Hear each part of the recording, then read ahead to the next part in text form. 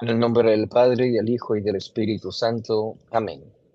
Padre nuestro que estás en los cielos, santificado sea tu nombre, venga a nos tu reino, hágase tu voluntad, así en la tierra como en el cielo. El pan nuestro de cada día, danosle hoy, perdónanos nuestras deudas, así como nosotros perdonamos a nuestros deudores, y no nos dejes caer en la tentación, mas líbranos del mal. Amén. Dios te salve María, llena eres de gracia, el Señor es contigo. Bendita tú eres entre todas las mujeres, y bendito es el fruto de tu vientre, Jesús. Santa María, Madre de Dios, ruega por nosotros pecadores, ahora y en la hora de nuestra muerte. Amén. Gloria al Padre, y al Hijo, y al Espíritu Santo, como era en un principio, ahora y siempre, por los siglos de los siglos. Amén. Sagrado corazón de Jesús, en vos confío. Oh dulce corazón de María, sé la salvación del alma mía. Señor San José, ruega por nosotros. En el nombre del Padre, y del Hijo, y del Espíritu Santo. Amén. Muy bien, vamos a compartir pantalla para dar inicio con este curso, nuevamente con la parte en la que nos quedamos.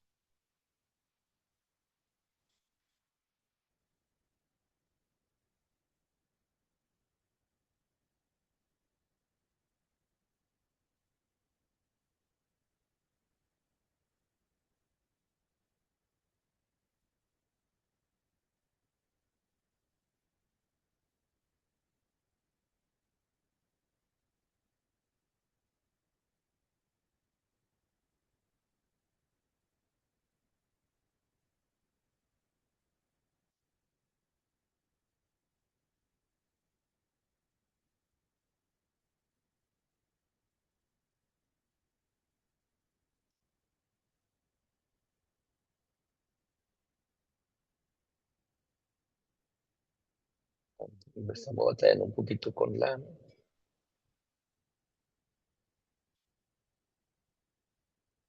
transmisión.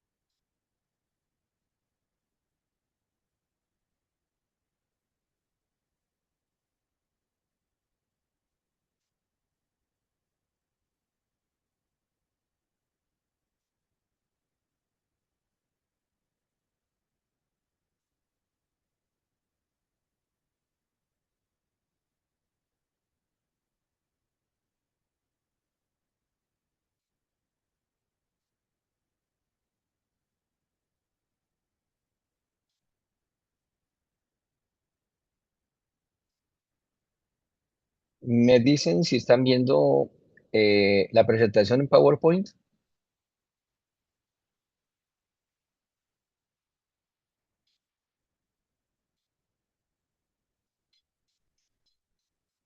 Ok, perfecto.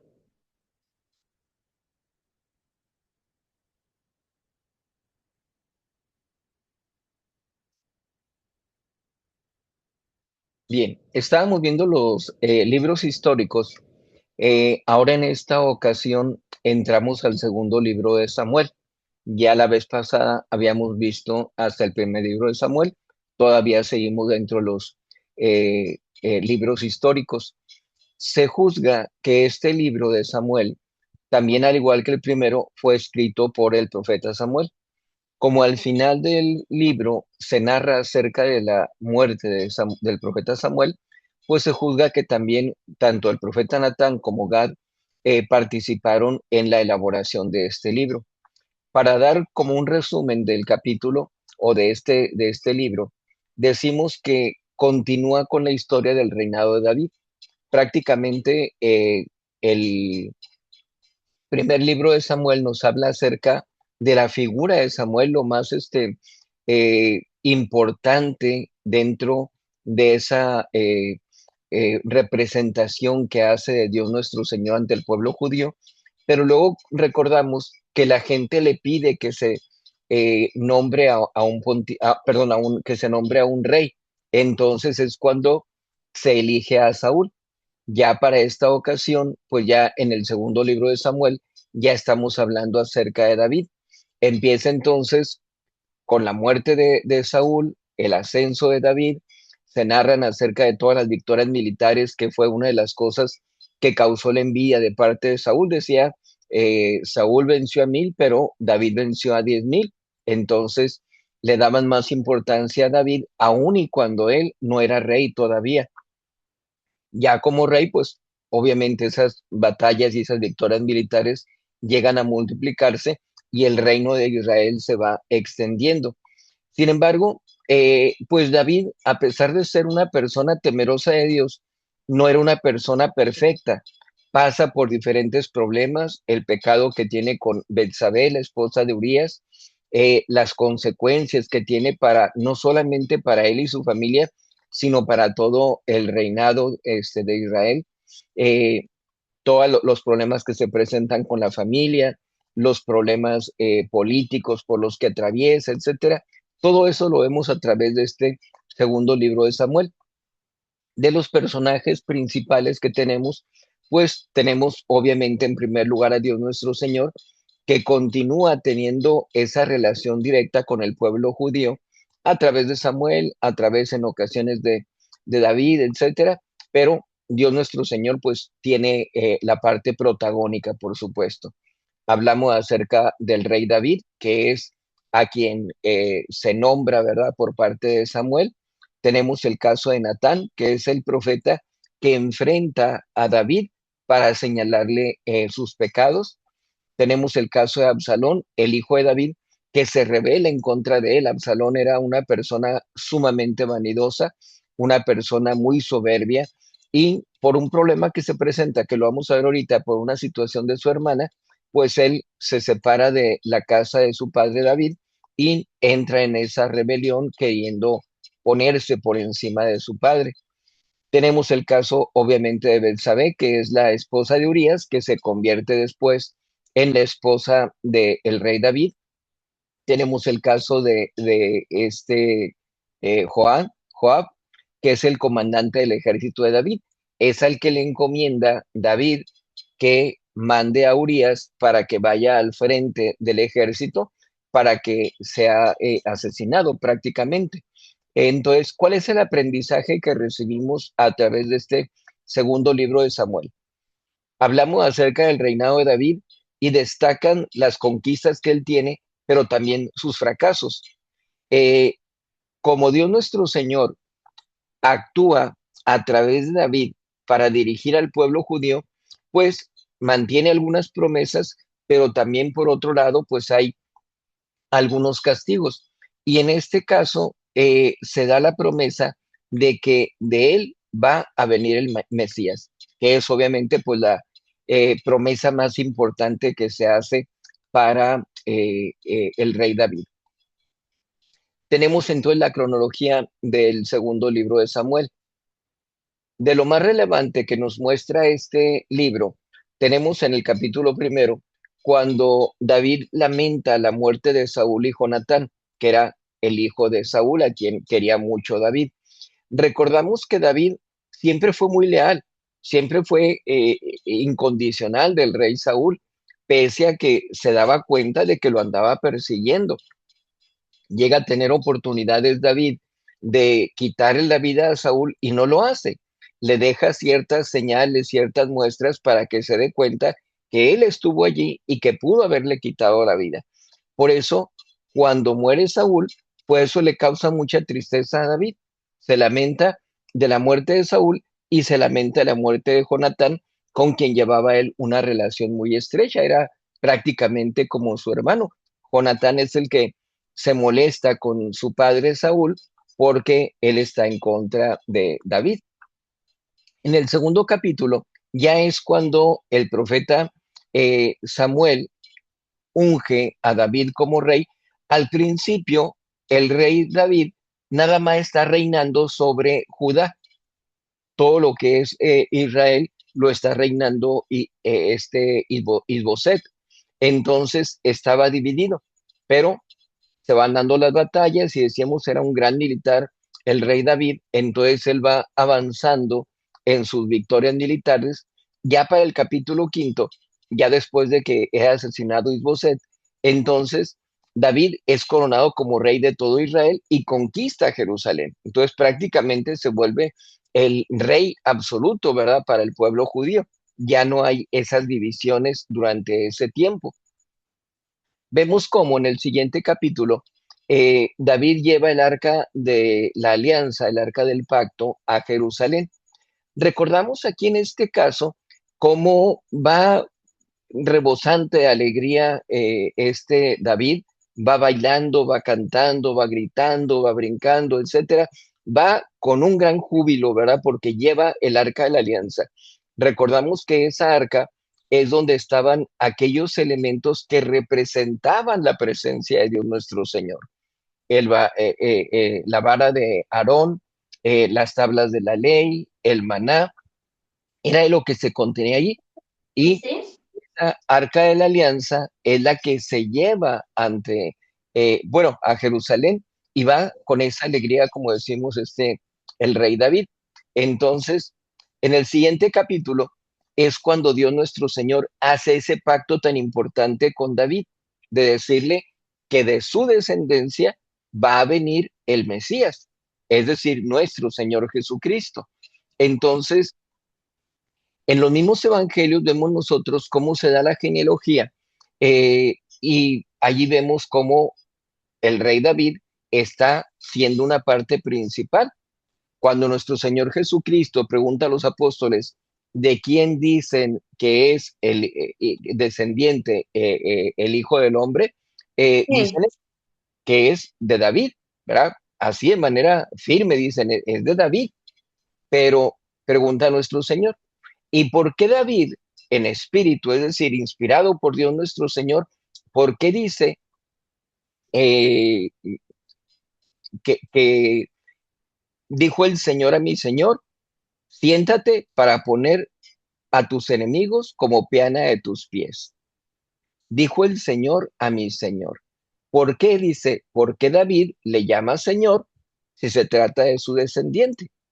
Entonces es cuando ya la gente no puede contestar, no sabe qué decir, pero está hablando de su eternidad, de que Él es Dios verdaderamente, nuestro Señor Jesucristo. Entonces, aquí entonces en el capítulo séptimo del segundo libro de Samuel es cuando Dios hace esa alianza, ese pacto con David, prácticamente la promesa de decir, de ti va a venir el Mesías. Para el capítulo 11 vemos cómo se presenta esa triste y grave escena donde David comete el adulterio. ¿Qué es lo que sucede en este caso? Sucede que David ve que en la azotea de la casa de Betsabé, ella se está bañando. Entonces se mueve a lujuria, ¿verdad? Por aquella mujer tan bella y entonces pues manda que se la lleven a ella. Voy a salirme de aquí para poder Dios Padre, silenciar. Les encargo, por favor, ahí cuidado con sus micrófonos. San José y a los hijos. Ok, entonces regresamos aquí.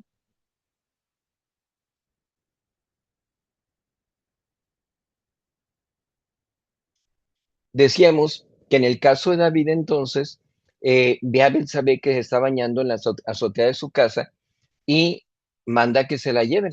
Entonces empieza la relación de David con Betsabé. Resulta que Betsabé queda embarazada y es cuando el ejército regresa y pues sabía el rey David que Betsabé era la esposa de Urías. Entonces Urías era un soldado muy importante dentro del ejército. Llega, llega el ejército y habla especialmente con Urías diciéndole que vaya a dormir en su casa para que esté con su esposa, ¿verdad? Con Betsabé, con la intención, fíjense, de que cohabitara con ella, que tuviera relaciones con ella y que el hijo que ella estaba esperando, pues se considerara como hijo de Urías, ¿verdad? ¿Hasta dónde llega la situación de pecado? Que hay gente que llega a justificarse y decir, es que me enamoré, es que tengo el amor hacia esta persona. Pero realmente hablamos de pecados gravísimos. Y aquí lo vemos en el caso de David. Pudiéramos decir, tratando de justificarlo, es que se enamoró de aquella mujer. Pero realmente es una situación de lujuria. Tan es así que no defiende a su hijo diciendo, es mi hijo y pues yo voy a tener que responder por él. No se descubre como el pecado que está cometiendo, sino que acepta que vaya Urías, que tenga relaciones con Betsabé, para que se crea que ese hijo que está esperando Betsabé es hijo de Urías. Pero la sorpresa que se lleva es que en la mañana que sale David, se encuentra con que Urías está durmiendo junto con los demás soldados. Y le dice, ¿qué pasó?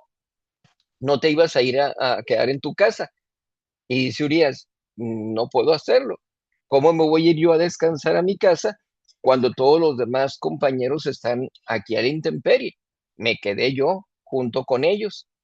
Entonces es cuando ya manda al comandante del ejército, el rey David, pues que lo ponga por enfrente, ¿verdad? Que lo ponga en lo más enfrente de las filas, como carne de cañón prácticamente, para que sea asesinado. Y así, que quede libre Betsabé para quedarse él con ella. Entonces lo hace de esa manera, se van a la lucha, a la batalla, y obviamente pues muere Urías. Luego, en el capítulo 2 es cuando el profeta Natán llega a reprender a David, pero lo hace de una forma muy astuta, muy inteligente, muy prudente el profeta Natán. Le dice, como trayéndole un caso, ¿verdad? Como consultándole sobre un caso en particular. Le dice, he aquí que hay dos hombres, uno rico que tiene un gran ganado y otro pobre que nada más tiene una ovejita, la cual ha cuidado desde muy pequeñita y que es parte de la familia, es como una hija más para este hombre, para este pastor. Entonces, hay una persona que visita al hombre rico y para no matar a ninguna de sus reses, de sus animales, manda entonces que se mate a aquella oveja que tenía el otro campesino pobre, el pastor. Entonces se indigna David, dice, pero ¿cómo es posible que haya sucedido eso? Ese hombre merece la muerte. ¿Cómo, teniendo tanto, pone sus ojos en la oveja del otro hombre pobre? Y es entonces cuando Natán le dice, ese hombre eres tú eres el que has cometido ese crimen, porque teniendo mujeres a tu disposición, pusiste tu vista en la mujer de Urías. Y no solamente cometiste pecado con ella, sino que además le quitaste la vida a su esposo para quedarte con ella. Decimos, el caso de David no es un hombre perfecto, pero es un hombre noble. Por eso cuando se da cuenta de lo que ha sucedido, del grave pecado que ha cometido, que se lo ha echado en cara el profeta Natán, pues llora, se humilla por ese pecado, pide perdón a Dios nuestro Señor y Dios le da la oportunidad de que pueda reivindicarse, pero no, pues no sin castigo, porque al final de cuentas, el hijo que está esperando Betsabé fallece como castigo del pecado que cometía. Eh, Vemos nosotros cómo se presentan diferentes problemas para el pueblo judío y en particular para David a causa de ese pecado. En el capítulo 13 vemos cómo Amnón abusa de su hermana o media hermana, Tamar, y Absalón, que es otro medio hermano, pues lo mata a Amnón. Y entonces es cuando sale huyendo. Fíjense cómo se presentan todas estas complicaciones, se presentan todos estos problemas ocasionados por ese pecado de adulterio. El adulterio lo vamos a ver en las Sagradas Escrituras como una de las cosas más graves que pueden suceder. Y noten que estamos hablando aquí de que era todavía el tiempo en que un hombre podía tener varias esposas. Aún así, a pesar de eso, se llega a condenar el pecado del adulterio, para que veamos cómo a los ojos de Dios nuestro Señor es un gravísimo pecado que no tiene ninguna justificación. Entonces, aquí comete un pecado de adulterio David con Betsabé, su hijo que esperaba a Betsabé fallece, Amnón abusa de su hermana, ambos hijos de David, Absalón mata a Amnón y se va huyendo. Después, cuando regresa a Jerusalén Absalón, en el capítulo 14, pues ya viene con la rebeldía en contra de su padre. Entonces, en el capítulo 15 vemos cómo lo reta. David huye a causa de eso porque no quiere enfrentarse a su hijo. ¿Cómo va a querer quitarle la vida a su hijo?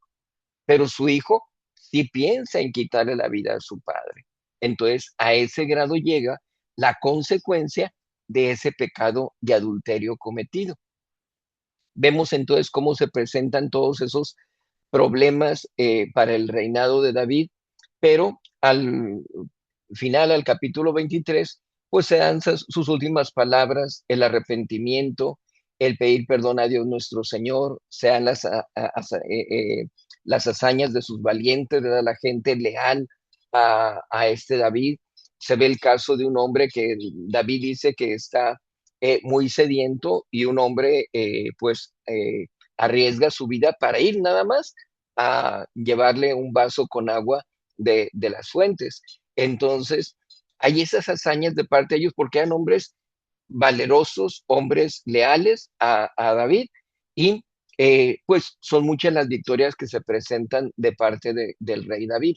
Pero decimos, vemos la situación humana con todos esos problemas que se presentan de parte de David. Al capítulo 24 vemos cómo David hace un censo y eso provoca la ira de Dios.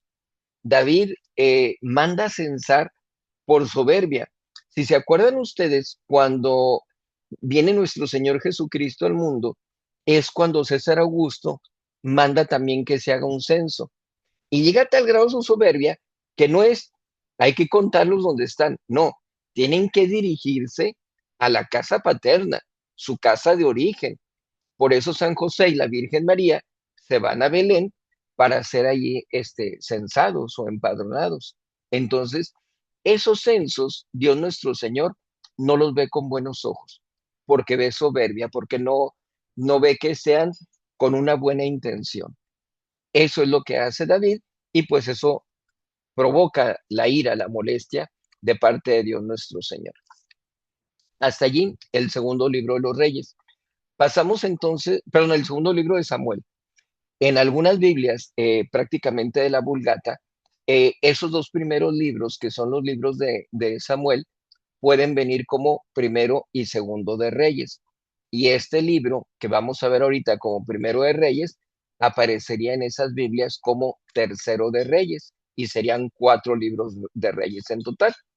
Entonces, se piensa que este libro fue escrito por el profeta Jeremías, pero no es muy seguro, es algo incierto, ¿verdad? Porque pues hay lo que es el libro de Jeremías, el libro de Lamentaciones, que pues son un poquito diferentes en el estilo a este libro de Primero de Reyes, pero es lo que se piensa que pueda ser lo más cercano, ¿verdad? Lo que se cree más probable. ¿De qué nos habla el primer libro de los Reyes? Comienza con la muerte de David.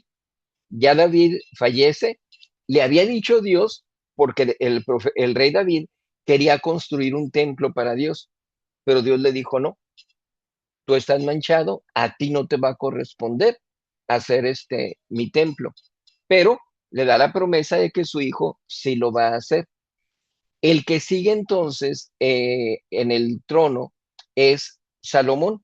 Salomón también es hijo de Betsabé, pero hacemos nuevamente la aclaración, no es el hijo que estaba esperando Betsabé cuando era todavía esposa de Urías, es un segundo hijo. Entonces, ese hijo es al que le da la sucesión David para que se convierta Salomón entonces en el siguiente rey.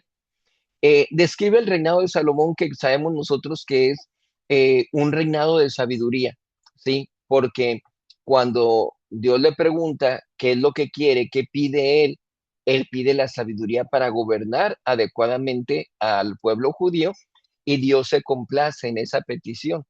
Entonces, dentro del reinado de Salomón, pues tenemos la construcción, ahora sí, del templo de Jerusalén, se da esa sabiduría, esa prosperidad para el pueblo judío, pero también se da la decadencia de Salomón.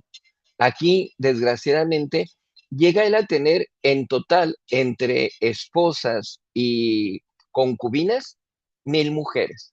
Imagínense la gran cantidad de mujeres que tenía a su disposición, 1,000 mujeres entre esposas y concubinas.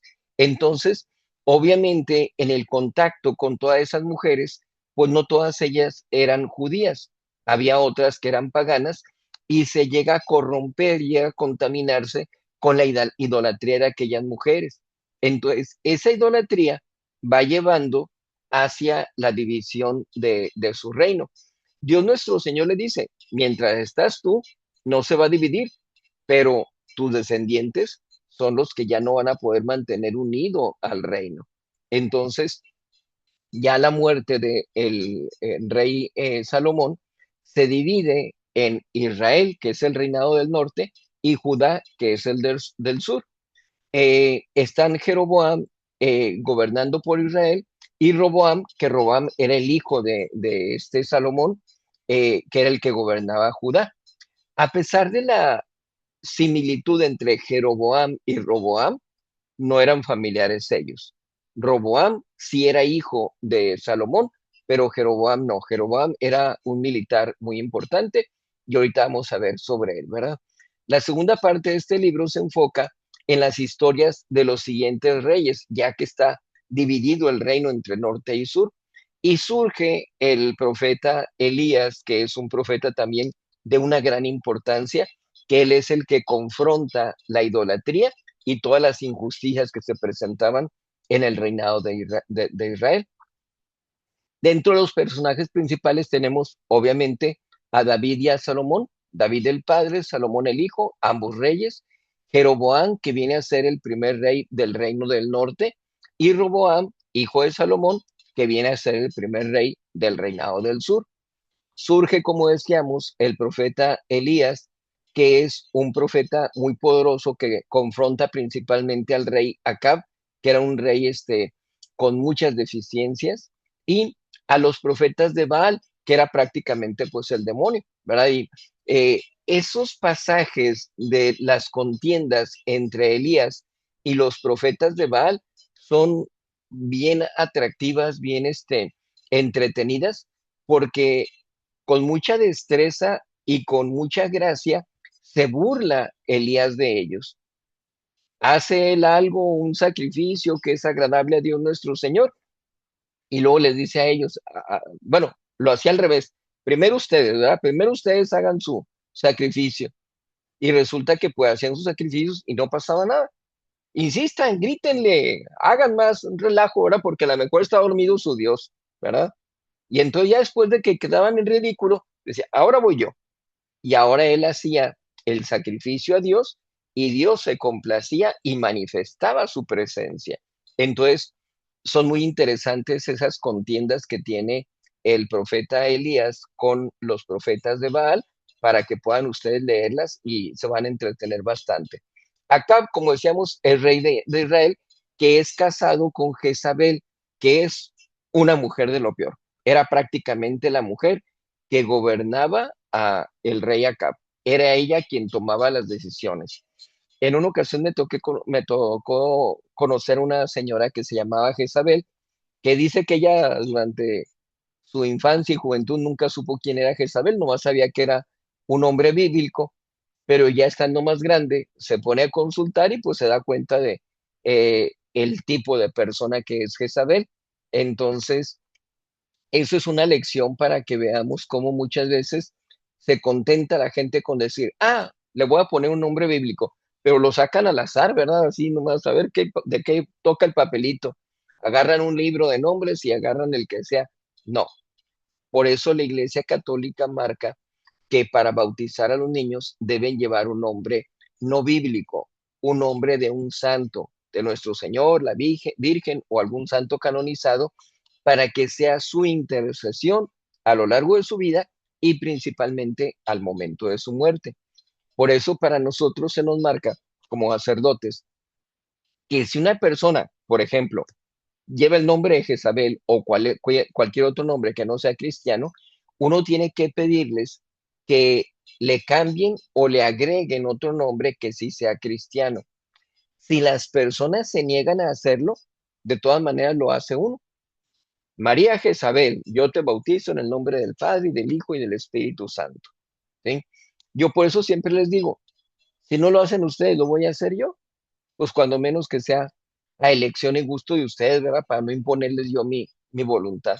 Entonces, para que tomemos eso como experiencia. Pero retomamos aquí sobre el libro de Primero de Reyes. Tenemos el caso de esta mujer Jezabel, que es una reina idólatra, que es, como decimos, pues prácticamente la que estaba controlando al rey Acab. ¿Cuál es el aprendizaje que sacamos de este libro? Es la transición, es el cambio que se da del reino unido, como estaba antes, bajo Salomón, hacia la división que se hace de los dos reinos del norte y del sur, destacando las consecuencias de la idolatría y la desobediencia a Dios, porque obviamente pues hay una gran cantidad de pareceres diferentes, personas que gobiernan, viene un rey, viene otro, ya tomamos en consideración que ya esos reyes ya no son señalados por Dios, ya no los escoge Dios nuestro Señor, sino cada grupito los va escogiendo y a veces en las batallas, el que gana la batalla, pues el que se queda como rey. Entonces, se hace a un lado la voluntad de Dios nuestro Señor. Y pues vemos el papel que van ejerciendo ya los profetas a lo largo de estos libros siguientes. ¿Sí? ¿Qué vemos entonces como cronología? En todos los capítulos del libro Primero de Reyes, iniciamos con el envejecimiento y muerte de David y cómo surge Salomón para establecer su reino. En el capítulo 3 es cuando decimos que el rey Salomón pide la sabiduría a Dios nuestro Señor y Dios se complace con esa petición que hace y no solamente lo llena de sabiduría, sino de riquezas. Y allí es donde entra aquel famoso caso que resuelve Salomón de aquellas dos mujeres que vivían juntas y dan a luz a un hijo prácticamente al mismo tiempo. Pero en la noche muere uno de los hijos. Entonces, en la mañana, cuando ya despiertan ellas, pues una se encuentra con que el hijo está muerto, pero ella lo reconoce y dice, este no es mi hijo. Y luego ve al otro y dice, ese es mi hijo. Entonces, discuten, se hace el pleito entre estas dos mujeres, cada quien diciendo que el niño vivo es el de ella y pues rechazando al niño muerto. Acuden con Salomón y le dicen el caso. Entonces, cada quien dando su propio punto de vista, cada quien dando sus argumentos, y Salomón dice, como las dos dicen que el niño vivo es el de ella, pues vamos a hacer esto. Manda que lo partan a la mitad y que le den una mitad a cada una, ¿verdad? Para que así se quede cada quien con su mitad de hijo. La mujer que no era la mamá, la que era la mamá del niño que ya había fallecido, ella dice, que se haga así, que sea justo, ni tú ni yo, mitad y mitad. Y la otra, que es la verdadera madre, dice, no, ¿cómo me van a matar a mi hijo? Pues si vengo peleando por eso, ¿verdad? Porque quiero a mi hijo vivo. Y le dice a Salomón, Señor, no lo mates, mejor dáselo a ella entonces, pero entrégaselo viva, entrégaselo vivo, perdón. Y Salomón es como reconoce que ella es la verdadera madre. Y dice, agarren al niño y entréguenselo a ella porque ella es la verdadera madre y aquella otra mujer es la mamá del niño muerto. Entonces, esa sabiduría con que atiende ese caso Salomón, pues llega a promocionarse por todo el mundo, ¿verdad? Todos se dan cuenta de lo que ha sucedido y pues le tienen gran respeto y admiración al rey Salomón. Por eso, eso ayuda mucho a esa unidad en el reinado de Salomón y pues hay la prosperidad, ¿verdad? Por esa misma sabiduría. En el capítulo sexto es cuando ya empieza la construcción del templo Salomón. Entonces, vamos a ver en diferentes ocasiones, en diferentes construcciones, etcétera, cómo Dios nuestro Señor va diciendo detalle a detalle cómo tiene que construirse el templo, qué es lo que debe contener, etcétera. Entonces, se va dando la instrucción para Salomón para que pueda construir ese templo. En el capítulo 10 de este primer libro de los Reyes es cuando la reina de Saba visita a Salomón. ¿Por qué? Porque la fama de sabiduría del rey Salomón ha trascendido todas las fronteras. Entonces llega a causar tanta admiración su sabiduría que la reina de Saba acude para estar con Salomón y poder pues llevarle muchos regalos, muchos dones y quiere conocerlo.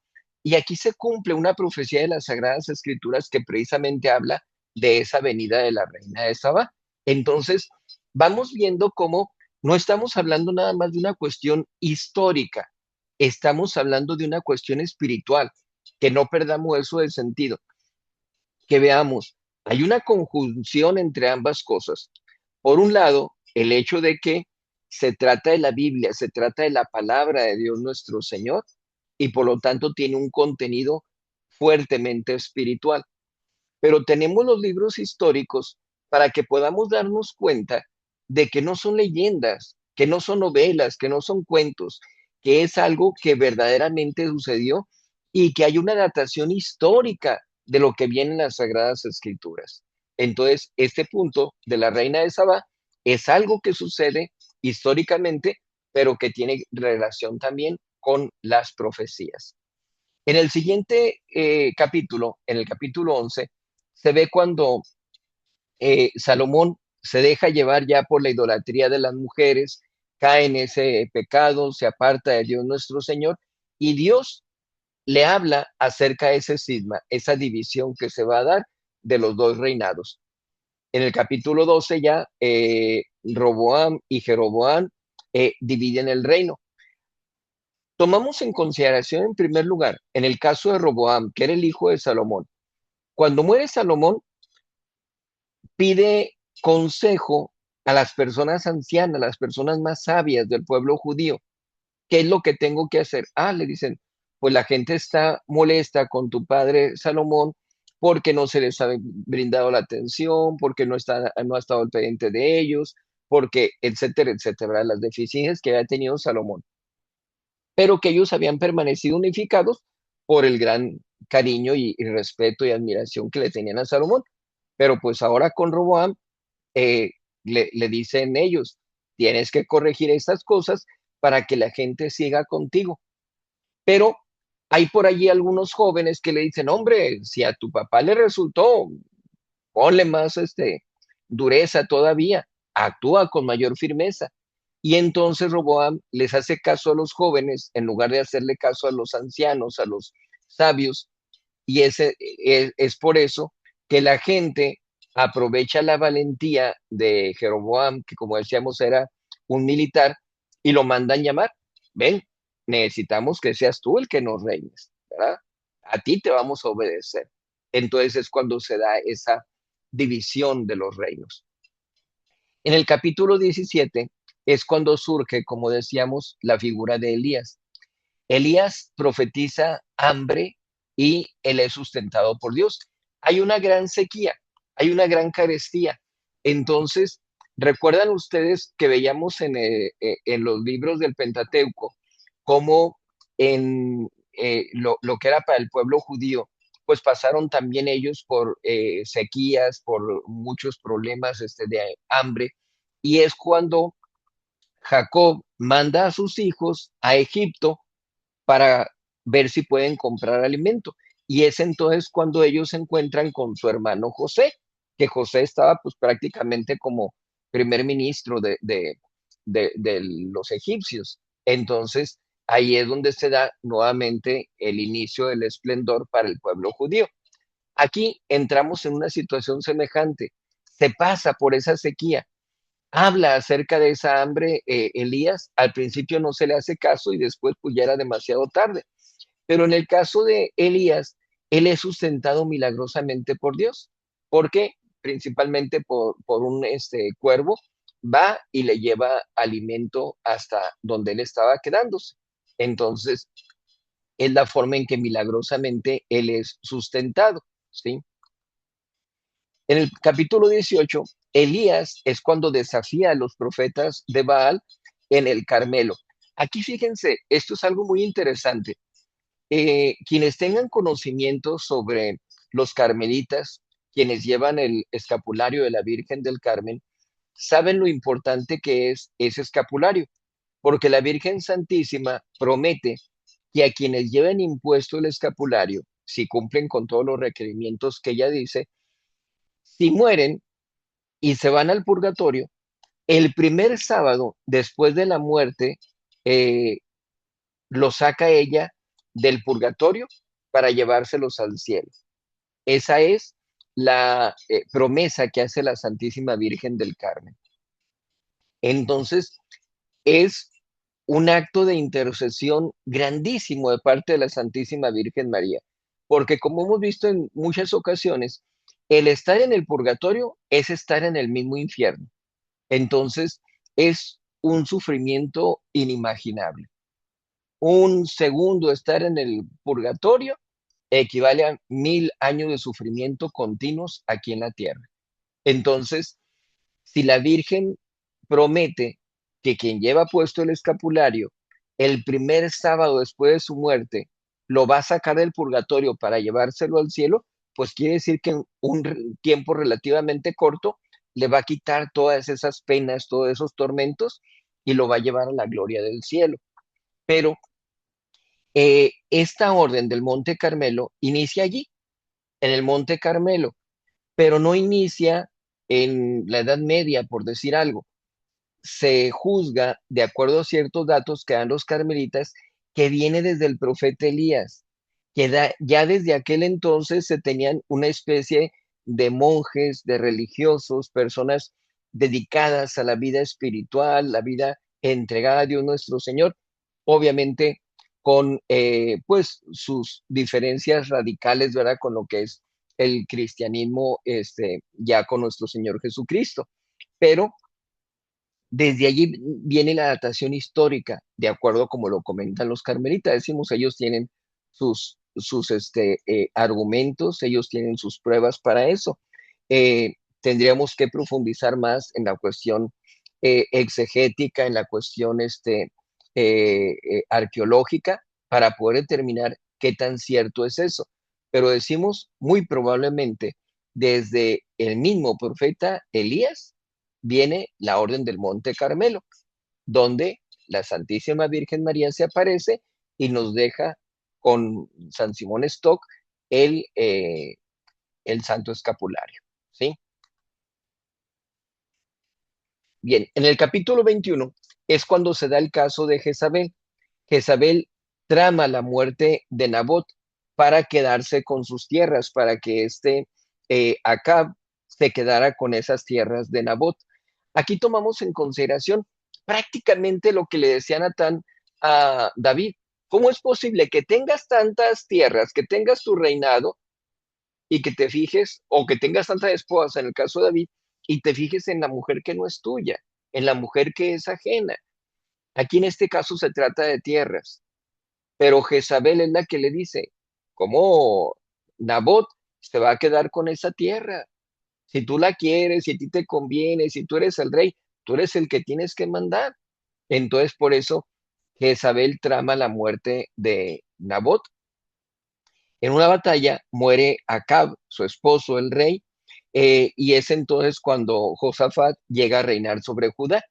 En el caso de Jezabel, cae desde el balcón, vamos a decir algo así, desde la ventana de su casa, que había sido profetizado ya eso, y los mismos perros llegan a tragar pues, sus sesos, ¿verdad? Que su cabeza se despedazó. Entonces, fue la muerte trágica que tuvo Jezabel y es la forma en que de alguna manera Dios la castiga por esa actitud que estaba teniendo. Entonces, hasta allí el libro primero de Reyes. Pasamos ahora al segundo libro de los Reyes. Decimos, igual como en el primero, probablemente fue escrito por Jeremías, no se sabe con exactitud. Continúa con la narración del otro libro, hablando aquí en este caso de los dos reinos ya que se han constituido de Israel y de Judá, hasta que pues, ya se da la caída de ambos reinos, que pues se provoca el exilio y todo lo que vamos a ver ahorita. Entonces, ya aquí en este caso, empezamos a hablar acerca de Eliseo, que era el discípulo de Elías y que se convertirá en su sucesor posteriormente. Narra la historia de los reyes de Israel y de Judá, enfocándose en los pecados que se cometen entre ellos, intentos de reformas en Judá, de unificación, que pues desgraciadamente nada de eso se logra alcanzar y se ve la destrucción del reino del norte, el reino de Israel, por parte de los asirios, y después la caída también del reino del sur, que es el de Judá, a causa de los babilonios. Entonces, se destruye Jerusalén y se da el exilio de parte del pueblo de Israel. Si se acuerdan, cuando se habla de la genealogía de nuestro Señor Jesucristo, se van diciendo las generaciones y luego dice, hasta aquí viene luego el exilio de Babilonia. Y luego regresan de Babilonia y aquí vienen otras genealogías, ¿verdad? Otras generaciones. Entonces, allí se da esa unidad entre lo que es el Evangelio con lo que vemos aquí en el segundo libro de los Reyes. Vamos viendo esa continuidad que hay. No son narraciones aisladas, es todo un conjunto, las Sagradas Escrituras. Por eso la Iglesia Católica ha analizado perfectamente los libros que había en un principio para decir cuáles libros son inspirados por Dios y cuáles no, cuáles libros forman parte del canon de las Sagradas Escrituras y cuáles tenemos que dejar a un lado. Había libros muy importantes como El Pastor de Hermas, la Didaché o Didaché, eh, que eran libros muy buenos, tanto en el aspecto histórico como espiritual, pero dice la iglesia, no, no son libros inspirados por Dios. Por algún detallito, por algo que se viera ahí en esos libros, se separan y no forman parte del canon de las Sagradas Escrituras. Ya posteriormente, los protestantes que tanto nos atacan con relación a la Biblia, agarran nuestro mismo canon, ¿verdad? El canon que había establecido la Iglesia Católica. Entonces, para que veamos, pues desgraciadamente, la hipocresía, la falsedad de parte de los protestantes y cómo en la Iglesia Católica es donde tenemos el estudio, donde tenemos la asistencia de Dios nuestro Señor, el Espíritu Santo, y la verdadera interpretación de las Sagradas Escrituras. ¿Cuáles son los personajes de este segundo libro de los Reyes? Será la última etapa de Elías, que es el que confronta, como hemos dicho, la idolatría. Hay milagros que se realizan a través del profeta Elías. Lo mismo va a suceder con el discípulo Eliseo. Tenemos el caso de Jehú, que es rey de Israel, que él es el que extermina finalmente a la casa de Acab, porque los sucesores de Acab pues se oponen a Josafat y para poder acabar con ellos pues lo hace Jehú. Ezequías se convierte en rey de Judá, Josías también es este rey de Judá, que él es el que promueve una gran reforma religiosa porque pues con todas las idolatrías que había pues había necesidad de ponerle un orden a la cuestión religiosa. Nabucodonosor es el rey de Babilonia que conquista Jerusalén y se los lleva exiliados a los judíos. En el caso de Manasés, es un rey de Judá que desgraciadamente cae en mucha idolatría y es un reinado, como se dice, perverso, ¿verdad? Son muchos los problemas que se tienen por parte del rey Manasés. ¿Cuál es el aprendizaje que sacamos de este libro? Se da el declive espiritual y político de Israel y Judá a causa de la idolatría y de la desobediencia a Dios. Eso lleva a la destrucción de ambos reinos y al exilio del pueblo a Babilonia, mientras que Dios usa a profetas como Elías y Eliseo para llamar al pueblo al arrepentimiento. ¿Se acuerdan ustedes del caso de Jonás? Cómo Dios lo manda para ir a predicar a Nínive y que les anuncia que los va a destruir igual como se había hecho con Sodoma y Gomorra y las otras tres ciudades de la Pentápolis. Pero en el caso de Nínive, se mueven ellos a arrepentimiento y hacen penitencia y ayunos y muchas cosas, y Dios nuestro Señor los perdona. Entonces, como lo hace con Nínive, lo hace también aquí en este caso con el pueblo judío a través de estos profetas que son principalmente Elías y Eliseo, pero desgraciadamente, pues, a pesar de que hay ciertos esbozos de algunas personas, algunos reyes, algunos sacerdotes, tristemente en su mayoría, pues no lo hacen correctamente. Entonces, nos vamos a la cronología. ¿Qué es lo que nos dice en sus capítulos el segundo libro de los Reyes? En el segundo capítulo vemos cómo Elías es llevado al cielo. Aquí es donde se da el final de Elías. Este pasaje es muy importante porque Dios nuestro Señor le revela a Elías que no va a morir todavía, sino que va a ser llevado al cielo con él. Entonces, eso que le revela a Elías es conocido por parte de mucha gente. Tan es así que Eliseo sabe lo que va a pasar. Y entonces Elías le dice, quédate aquí porque yo voy a ir al encuentro con el Señor. Y le dice, no, a donde tú vayas yo voy. Voy al Jordán, voy a Jericó, a donde vayas yo voy, ¿verdad? Y a todas partes lo iba siguiendo. Y a donde iba, había gente que acercaba, discípulos de Elías y de Eliseo, y le decía, ¿sabes lo que va a pasar? ¿Sabes que ya se va a elevar, que se va a ir con Dios? Sí, pero no diga nada, decía Eliseo, ¿verdad? Déjenme seguirlo yo. Pasan el río Jordán de manera milagrosa, más o menos como lo que pasó con Moisés con el Mar Rojo. Lo mismo sucede en el río Jordán. Ahora es el manto de Elías el que utiliza para poder pasar milagrosamente por ese río Jordán. Y Eliseo va detrás de él. Llega el momento en el cual eh, Elías le dice, retírate porque ya me voy a ir. Entonces le dice Eliseo, me retiro si me dejas tu manto y pides que se me den dos partes de tu espíritu.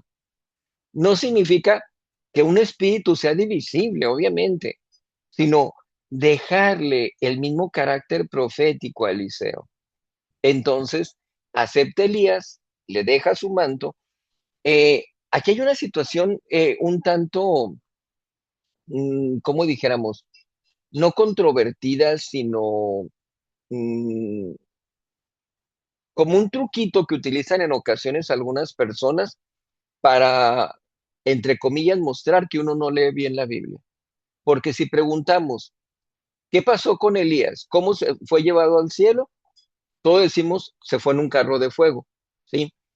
Pero realmente, si somos literales, en la Biblia dice que hay un carro de fuego que llega y se interpone entre Elías y Eliseo. Es decir, lo separa, ¿verdad? Que decíamos, es el problema que tenía Elías, ¿cómo retiro a este de aquí? ¿Verdad? Entonces llega ese carro de fuego y se coloca entre ellos y la Biblia lo que dice es que un torbellino se lleva al cielo a Elías. Entonces no dice propiamente que sea el carro de fuego en el que se eleve Elías, ¿sí? Entonces ahí está ese truquito para que ustedes conozcan y vean bien qué es lo que nos dice la Biblia, ¿sí? Ya luego vemos entonces en el capítulo 4 cómo Dios nuestro Señor realiza varios milagros a través de Eliseo, como demostrándole, se está cumpliendo lo que te dijo Elías, ¿verdad? El carácter profético que tenía tu maestro, lo tienes tú también. Se había dado un caso con Elías que es muy semejante a este caso de Eliseo. Una mujer había atendido a Elías en el tiempo de la hambruna, de la carestía. Muere el hijo de aquella mujer y Elías, perdón, pide a Dios nuestro Señor por la resurrección de ese hijo para que se lo regrese a esa mujer que lo estuvo atendiendo. Sucede algo semejante en este caso con la tsunamita, esta mujer que también fallece su hijo y le pide a Eliseo que le ayude. Y entonces resucita ese hijo. Y es lo que decimos, se da algo muy semejante entre ambos casos. ¿Por qué? Porque de esa manera se muestra una sucesión de parte de Eliseo. Lo que hacía Elías, lo está haciendo Eliseo también, ¿sí? O Dios a través de Elías y Eliseo. Yo comparo mucho el caso de Elías o de Eliseo, como lo quieran ver, como cuando aquella mujer le pide que le devuelva la vida de su hijo, eh, Elías se pone en oración y le dice, Señor, Dios, Yahvé, como lo quieran decir, eh, devuélvele la vida a su hijo. Ella es la que me estuvo ayudando, ella es la que me estuvo brindando todas las atenciones en el tiempo del hambre, etcétera, etcétera. Y ese hijo recupera la vida y se lo entrega a su madre, a aquella mujer. Entonces, allí vemos cómo la labor que se realiza por parte de Elías es una labor de intercesión, ¿verdad? Y lo comparo yo con el caso de nuestro Señor Jesucristo en el Evangelio, cuando va junto con sus discípulos y se encuentra con el cortejo fúnebre del hijo de la viuda de Naín. Su corazón de nuestro Señor Jesucristo es movido a compasión por aquella mujer y les dice que se detengan. Se acerca al joven que había fallecido y le dice, joven, yo a ti te digo, levántate. ¿Se fijan la diferencia? Elías, Señor, mira, esta mujer es buena, es la que me atendió, devuélvele por favor la vida de su hijo. Nuestro Señor Jesucristo no hace eso. Nuestro Señor Jesucristo dice, joven, yo a ti te digo, levántate. Kevin, Entonces vamos a comer pescado. Es nuestro Señor Jesucristo quien está realizando el milagro, ¿sí? Tenemos en el capítulo 5 un caso muy famoso también, que es el caso de Naamán.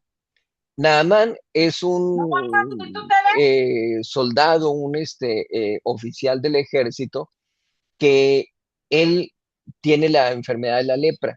Entonces, llega por ahí a conocimiento de ellos que en Israel hay un hombre que lo puede curar, que es el profeta Eliseo. Entonces lo mandan a Amán con pues una gran cantidad de dones, de regalos para llevárselos a Eliseo. Entonces llegan a Amán con aquel hombre, pero Eliseo no le presta mucha atención, no sale a recibirlo, no le da el honor que él merecía por ser el segundo del rey, etc. No, no. ¿Qué es lo que quiere? Ah, pues el sirviente, el que le ayudaba a Eliseo, dice, ah, pues tiene lepra, ¿verdad? Y viene a ver si lo puedes curar. ¿Ah? Ah, bueno. Dile que vaya y se bañe 7 veces en el río Jordán y ya con eso va a quedar limpio. Entonces, cuando Naamán escucha eso, pues es movido a soberbia y dice, ni siquiera salió a recibirme. Y me dice que me bañe 7 veces en el río Jordán como si nosotros allá no tuviéramos otros ríos mejores. Y se va molesto. Pero el ayudante de él, el segundo de a bordo, le dice, Señor, si te hubiera pedido algo muy grave, algo muy importante, ¿no lo hubieras hecho para quedar curado? Si te dijo algo tan simple como moví, báñate, ¿por qué no lo haces? ¿Qué puedes perder? Y lo que puedes ganar es que vas a quedar sano de la lepra. Y dice, bueno, tendrás razón. Y va al río entonces Naamán, y en la séptima vez en que se está él bañando, pues va cayéndose la enfermedad, se va quedando sin lepra, y entonces queda su piel rozagante, limpia, y regresa a darle las gracias a Eliseo, ¿verdad? Entonces este es un caso muy importante porque muchas veces nosotros en nuestra vida podemos decir, yo hice un ayuno por Dios, yo di limón natal, pero de repente pasamos por cosas muy simples como una enfermedad, una gripe, y estamos renegando de Dios, ¿verdad? Entonces, aparentemente hacemos lo más, pero no podemos hacerlo menos. Pero la realidad es que cuando hacemos lo más, entre comillas, estamos haciendo nuestra voluntad, no hacemos la voluntad de Dios. Y lo que Dios quiere es que pasemos por aquella gripe simplemente, ¿verdad? Que nos dobleguemos a la voluntad de Dios nuestro Señor. Entonces ahí vemos más claramente con este caso de Naamán cómo Dios nuestro Señor actúa de maneras insospechadas para nosotros, pero siempre es para nuestro bien. En el capítulo 7 se habla acerca del hambre que se da en Samaria y la liberación milagrosa del pueblo de los samaritanos, como pues prácticamente sin hacer nada ellos llegan a alcanzar la victoria, ¿verdad? Entonces ellos que estaban siendo sitiados, pues de repente salen huyendo los del pueblo enemigo, y ellos quedan liberados milagrosamente, ¿verdad? Es una muestra de que Dios estaba allí. Ya para bueno, todo esto viene dándose con situaciones de Eliseo, lo que pasa con Jehú, que es este ungido rey, cómo extermina la casa de Acab, luego viene Atalía a usurpar el trono, todas esas cosas, todos esos problemas que se dan con las sucesiones de los reyes.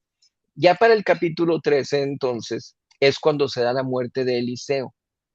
Eh, Aquí se presenta un caso muy sobresaliente, que pues sepultan a Eliseo, pero luego hay una persona que está muerta, que la van a llevar a sepultar, pero llegan los del ejército enemigo y asustados avientan ese cuerpo a donde estaba sepultado Eliseo.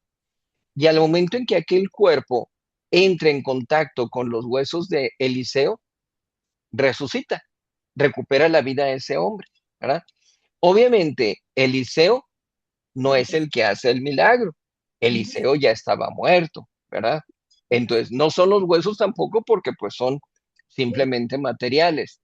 Es Dios nuestro Señor quien muestra a través de esos huesos su poder y su voluntad.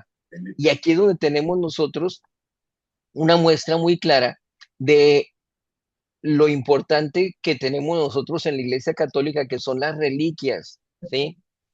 Que si se trata del hueso de San Genaro, se trata de la sangre de San Genaro también que se tiene, si se trata de milagros eucarísticos, se trata de la tela, etcétera. Todas esas reliquias que tenemos dentro de la Iglesia Católica, vemos aquí el sustento en pasajes como este, que allí nos damos cuenta cómo Dios, a través de esos objetos, realiza milagros, ¿sí? Entonces Dios nuestro Señor muestra el beneplácito en este caso de Eliseo, ¿verdad? Por la vida que él llevó, y muchas veces de mártires, de santos, que en el caso de esta Santa Teresa de Jesús, por ejemplo, después de muerta despedía un aceitito que se recogía por parte de las religiosas, y con eso iban y curaban a los enfermos, ¿sí?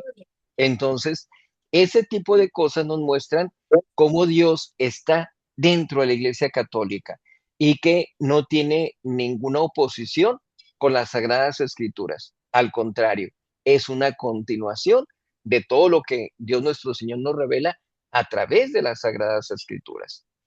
Ya para el capítulo 17 se presenta la caída de Israel y el cautiverio asirio, ¿verdad? Ya es cuando se van cautivos. Pasa el tiempo y en el capítulo 22, Josías encuentra el libro de la ley e inicia reformas. este punto, este capítulo es muy importante. ¿Por qué? Porque aquí Josías, el rey, es el que empieza él a reinar desde los 8 años de edad prácticamente. Entonces, era de una inocencia, de una pureza, una limpieza espiritual, que Dios nuestro Señor lo elige para que sea el que encuentre ese libro, que era el libro de la ley. De acuerdo a los estudios, piensan que puede ser el libro del Deuteronomio o alguno de los del Pentateuco, ¿verdad? Entonces, el chiste es que cuando encuentran ese libro, lo leen y se dan cuenta de que muchas cosas no las estaban haciendo y que han estado cayendo en muchos pecados. Por eso Josías manda la purificación del templo, hace una reforma litúrgica, religiosa, pero ya para el capítulo 23 es cuando muere Josías, y en el capítulo 25 es cuando ya Jerusalén es destruida y el pueblo es llevado al exilio en Babilonia. Es de lo que hemos venido hablando, de ese exilio a causa de Nabucodonosor, ¿verdad? Entonces, allí terminamos entonces con con este capítulo, que es, con este libro, perdón, que es el segundo libro de los Reyes. Entramos al primer libro de Crónicas. Este libro es atribuido a Esdras, que era sacerdote y escriba de una importancia política también muy grande. Como resumen, decimos que este libro recuenta la historia de Israel desde Adán hasta el reinado de David. Entonces, es prácticamente como un resumen, ¿verdad? Nos vuelve a narrar todo lo que pasa desde Adán hasta el rey David, pero ahora con un enfoque en la genealogía de las tribus de Israel y en los preparativos de David para la construcción del templo de Jerusalén, que decimos, solamente hace los preparativos porque a su hijo Salomón es al que le va a tocar construir el templo. Sirve como una recapitulación de los eventos anteriores, especialmente aquellos relatados en los primeros libros de Samuel, primero y segundo, o primero y segundo de Reyes en la Vulgata, como decimos. Pero haciendo énfasis en la línea de sacerdotales, las tribus de Israel y el papel central de David como el rey que unifica al pueblo y establece las bases para el culto centralizado en Jerusalén. ¿Qué busca Esdras con este libro? Busca resaltar la importancia de la adoración a Dios y de la línea davídica como parte del plan divino para Israel, que de allí, de esa línea de David, va a venir el Mesías. ¿Sí? Entonces, así como en el Pentateuco veíamos el caso de los libros de Números y el caso del libro de Deuteronomio, más o menos sucede lo mismo con estos dos libros, primero y segundo de Crónicas, que viene así a ser no nada más un resumen, sino un conteo, ¿sí? Se vienen a narrar cosas y se vienen a dar estadísticas que históricamente vienen a enriquecer mucho estos libros que venimos diciendo. Los personajes que tenemos aquí son el rey David, obviamente, que es el rey de Israel y es el foco central de las crónicas genealógicas y narrativas de este libro. Vemos a el rey Salomón, hijo de David, que es el que sucede a David, pero que es el que se dedica a la construcción del templo. Vemos también a los levitas, que son muy importantes porque ellos son los dedicados al sacerdocio. Entonces ellos son los que se encargan de estar al servicio del templo y de hacer un culto verdadero de adoración en aquel entonces, ¿verdad? En el Antiguo Testamento. Vemos en el caso de las tribus de Israel cómo se va dando la descendencia, cómo están detalladas las genealogías para que veamos la historicidad de estos libros sagrados. ¿Qué aprendizaje nos deja este libro de Primero de Crónicas? La genealogía de Israel y el establecimiento del reinado de David hacen énfasis en la alianza de Dios con David y en los preparativos para la construcción del templo, mostrando de esa manera la centralidad de la adoración a Dios en la vida del pueblo, ¿sí? Que todos tienen que estar unidos para rendir un culto verdadero a Dios nuestro Señor. estos libros tienen que ser muy importantes para nosotros para que busquemos siempre esa unificación como católicos, que busquemos servir a Dios nuestro Señor, rendirle el culto como es debido, que podamos hacer a un lado todo tipo de división.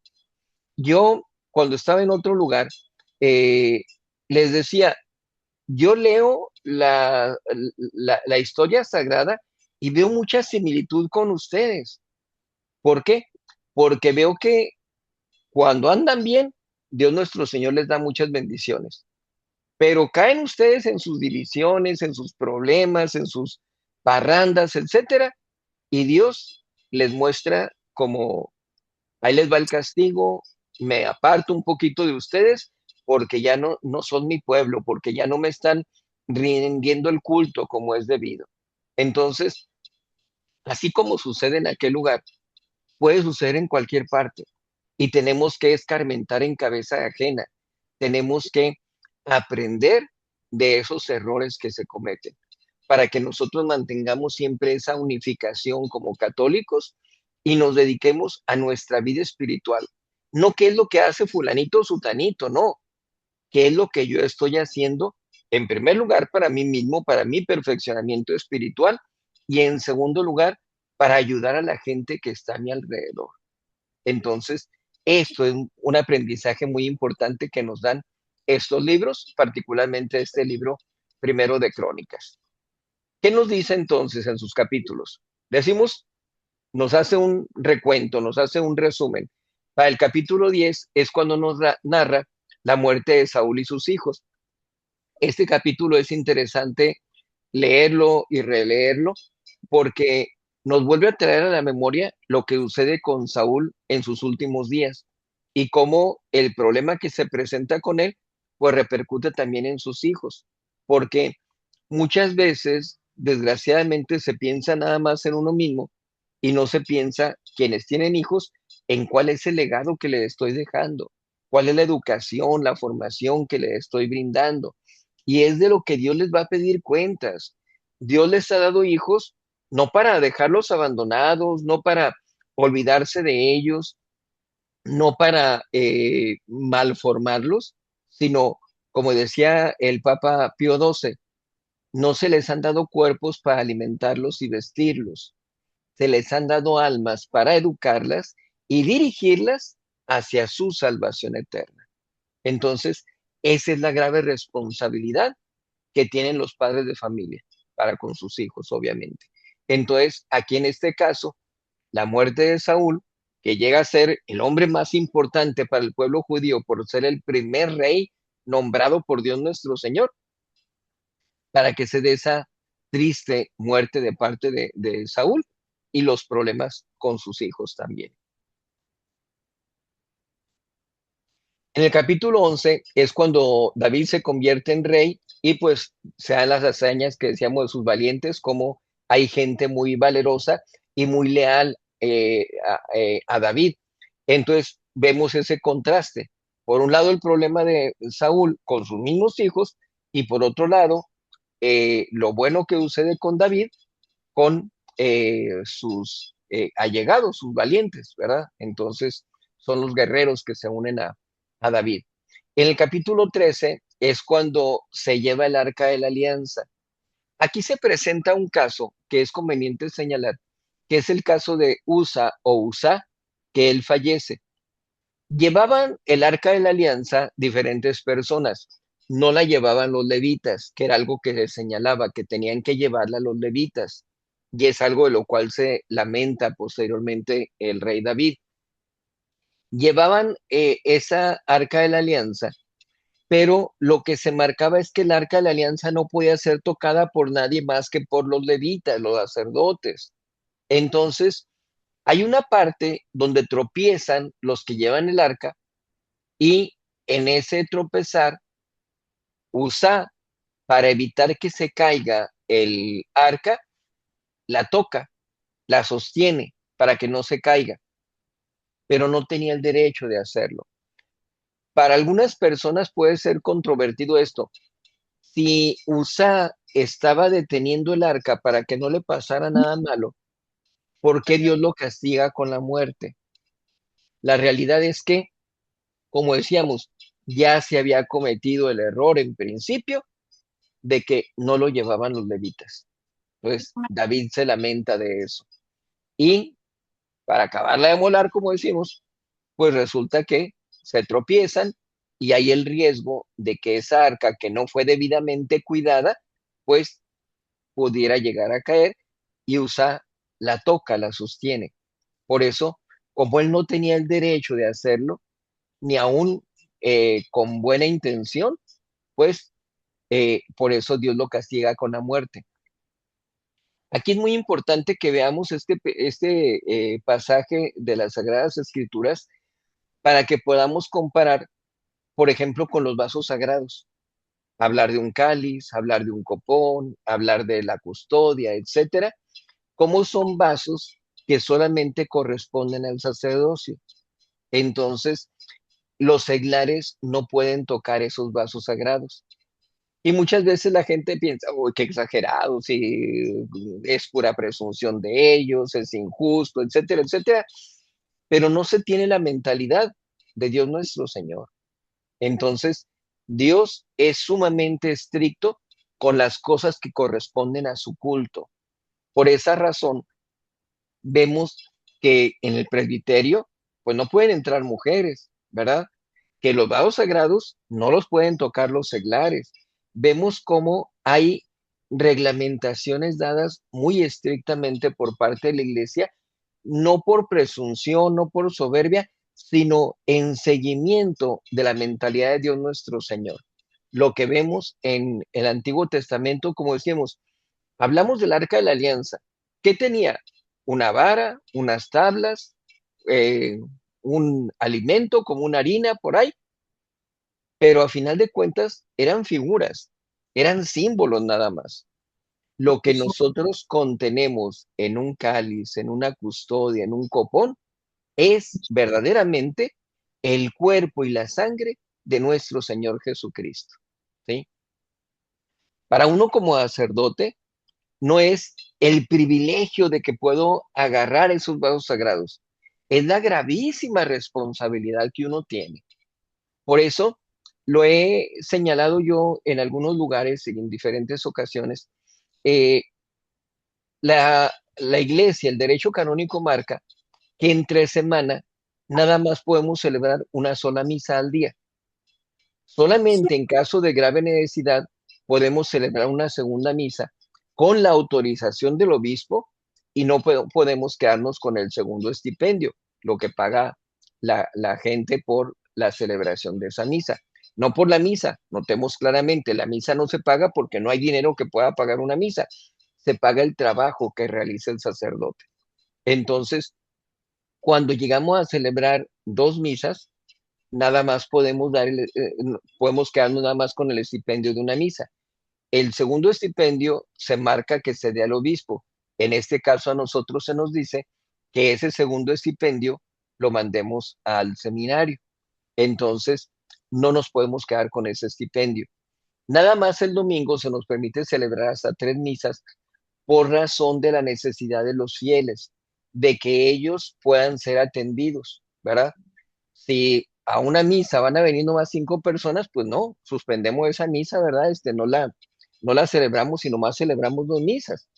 Las tres misas son en atención a la necesidad de los fieles, que no se queden sin la asistencia a la Santa Misa, ¿verdad? Pero es nada más el domingo. Y yo les señalo, si alguno de ustedes tuviera la oportunidad de asistir un domingo a todas las misas que celebran en el día, se van a dar cuenta la diferencia entre la forma de celebrar el sacerdote la primera, la segunda y la tercera. Uno en las tres misas pone su máximo esfuerzo para tener todo el recogimiento, toda la reverencia, todo el respeto, toda la devoción, integralmente tener el cuidado de hacer el culto correctamente. Pero hay un desgaste que se va presentando. ¿Por qué? Porque no tenemos una copa, no tenemos un vaso en nuestras manos, tenemos el cuerpo de nuestro Señor Jesucristo. y de nuestras palabras depende de que tengamos únicamente pan o tengamos verdaderamente el cuerpo de nuestro Señor Jesucristo. Entonces, la responsabilidad es gravísima, ¿sí? Por esa razón, decimos, la iglesia sabiamente marca una sola misa entre semana, domingos hasta 3 misas en atención a las necesidades de los feligreses. Pero vemos cómo todas estas exigencias no son inventos ni caprichos, viene desde el mismo Antiguo Testamento y es algo que Dios exige directamente, ¿sí? Él personalmente da esas exigencias, ¿sí? Entonces, para eso nos sirve mucho este capítulo 13 del primer libro de Crónicas, en el caso de Usa, cómo muere por sostener el arca de la alianza para que no llegara a caer. En el capítulo 15 ya vemos cómo se lleva el arca de la alianza a Jerusalén con mucha alegría, que es cuando decimos va brincando, corriendo, David. Adiós.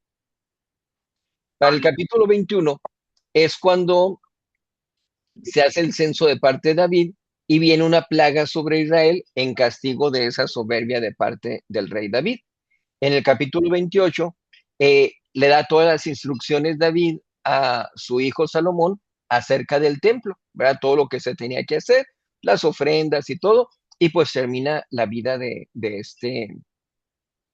termina la vida ¿cómo se llama? De David, ¿verdad?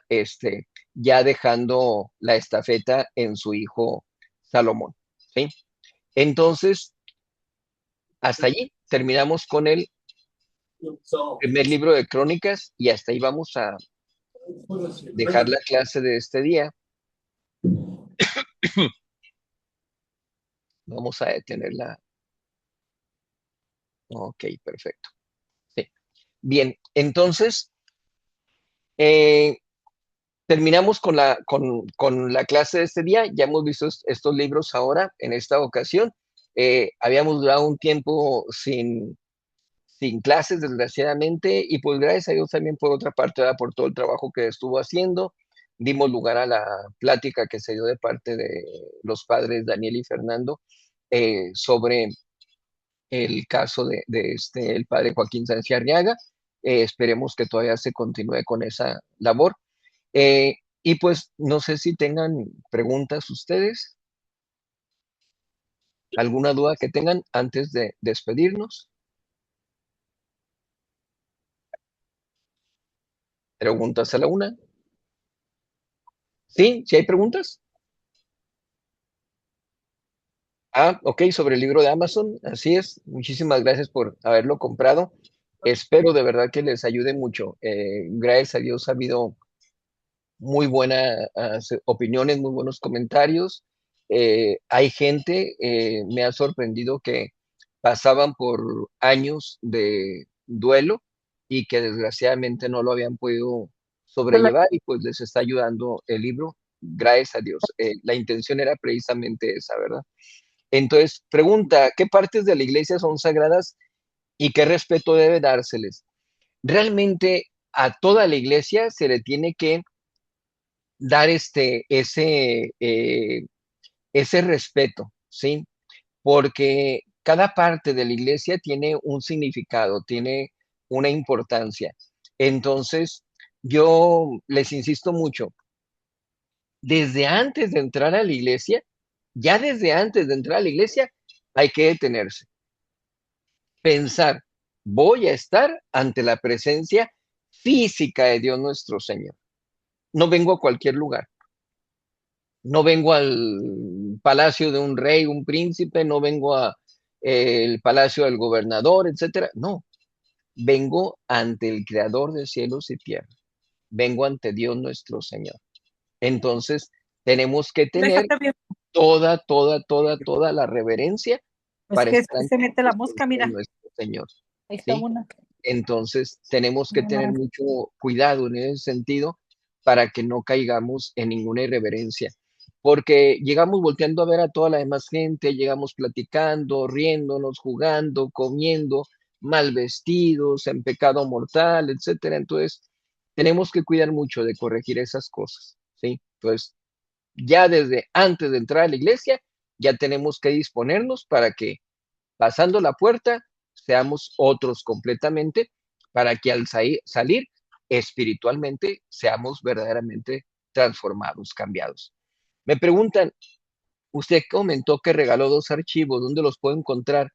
Eran 2 regalos. Uno es el manual católico práctico del duelo y el otro era una masterclass, una clase que se dio de tanatología. Esa la pueden encontrar en YouTube todavía.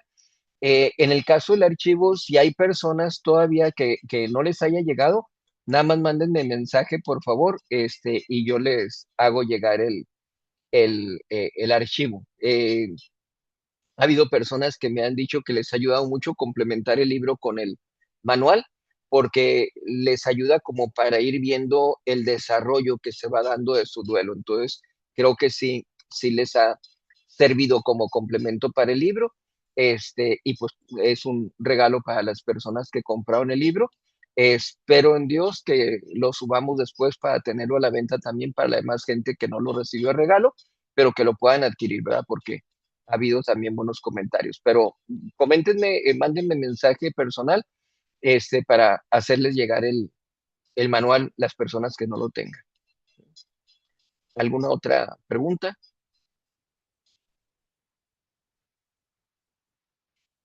A la una, a las dos y a las tres. Se acabó. Entonces, muchísimas gracias por su asistencia. Nos vemos con el favor de Dios el próximo martes. Y por lo pronto, pues terminamos con una oración. En el nombre del Padre, y del Hijo, y del Espíritu Santo. Amén.